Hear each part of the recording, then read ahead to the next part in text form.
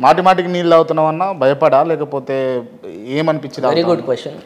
నాకు జనరల్గా ఇంత అవుట్ స్పోక్ చేయ క్రాంతి. నేను I'm not an out spoker. I'm very introvert silent person. నా ప్రాణానికి నేను ఉంటాను, నా దాటికి నేను. అదే రీజనా లేకపోతే నీళ్ళు తాగే గ్యాప్లా ఎట్లా చెప్పాలని ఆలోచించుకుంటారు? అంటే నీళ్ళు తాగే గ్యాపుల్ని ఆలోచించుకునే అంత శక్తి ఉంటే ఈ పార్టీకి నేను ఏదో మన ప్రైమ్ మినిస్టర్ నరేంద్ర మోడీ గారి స్థాయిలో కానీ ఎక్కడ ఉండేటాను. అంత తాగే గ్యాపుల్ని ప్రైమ్ మినిస్టర్ నరేంద్ర మోదీ అన్నారు కాబట్టి అడుగుతుంది ఈ ప్రశ్న. మీకు ఈ స్టేట్ల తెలంగాణలో, అటు ఏపీలో, బెంగళూరులో, గోవాలో, పాండిచ్చేరిలో పరిచయాలు ఉన్నాయి పెద్ద పెద్దోళ్ళతోటి అని చెప్పేసి విన్నా. ఈ ఫేకుడా నిజమేనా ఇది? అది మోడీ గారికి ఈ స్టేట్లకి సంబంధం ఏందో నాకు అర్థమవుతుంది నీ క్వశ్చన్. మోడీ గారికి వస్తా, అక్కడికి కూడా వస్తా. సో నేను అడిగింది ఏంటి అంటే, మీకు బీజేపీ నాయకులతోటి, బీజేపీ బ్యూరోక్రాట్స్ అంటే ఎవరైతే బీజేపీ బ్యూరోక్రాట్స్ అనేది తప్పు. మళ్ళీ చెప్తున్నా Kranti, party is not a bureaucracy. Bureaucracy is independent. They have to protect the India. They are doing it. Right. But don't involve them in party. Bureaucracy is different. Party is different.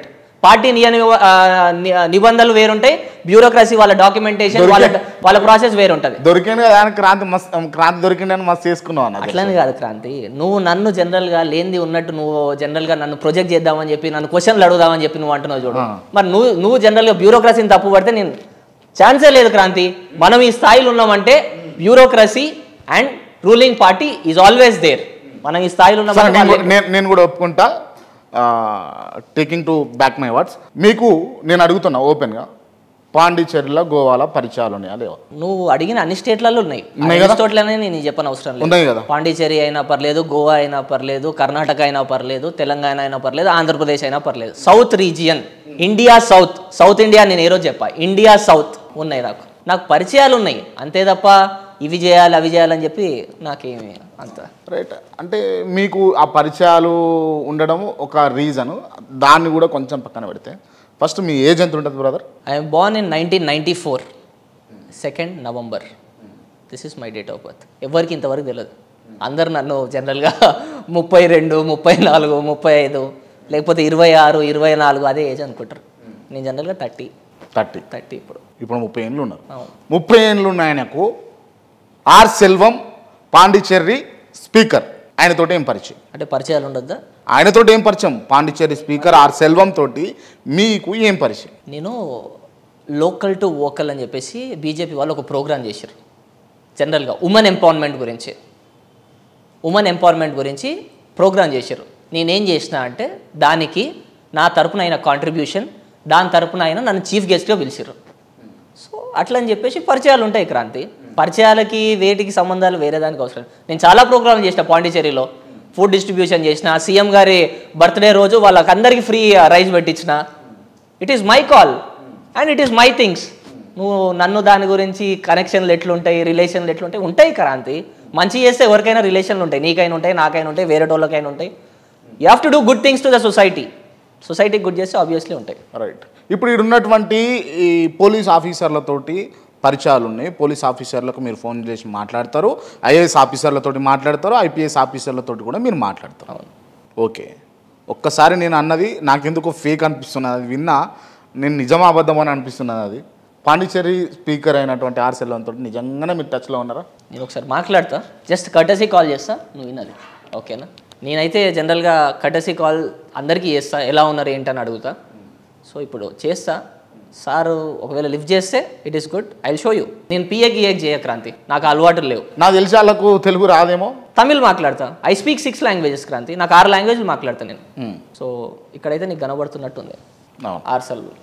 Normal call చేయరు కావచ్చు, WhatsApp call అయినా ఏ call అయినా చేయమన్నా. సరే సరే, WhatsApp call చేయండి. అట్లని కాదు, జనరల్గా ఇక్కడ సిగ్నల్ ఉండదు కాబట్టి వైఫై కనెక్ట్ అయి ఉంటాం కాబట్టి అంతే పోతుంది కాల్. సార్ వనక్కం సార్.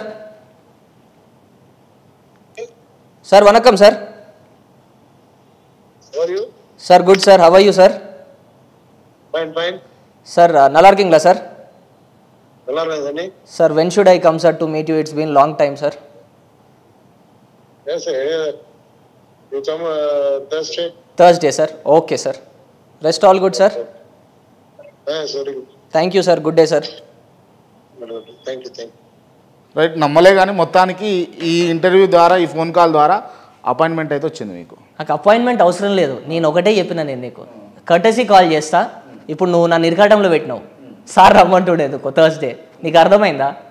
నేను అడిగిన సార్ చాలా రోజులు అయింది కలుద్దాం ఎప్పుడన్నా అంటే థర్స్డే రమ్మన్నాడు. ఇక పెద్ద అయిన థర్స్డే రమ్మన్నాడు కాబట్టి నేను పోయి అటెండెన్స్ వేయాల్సిందే. ఏమున్నదన్నా ఈడ ఫ్లైట్ ఎక్కుతావు ఆడ దిగుతావు. పాండిచేరికి యాక్సెస్ అంత ఈజీగా లేదు క్రాంతి.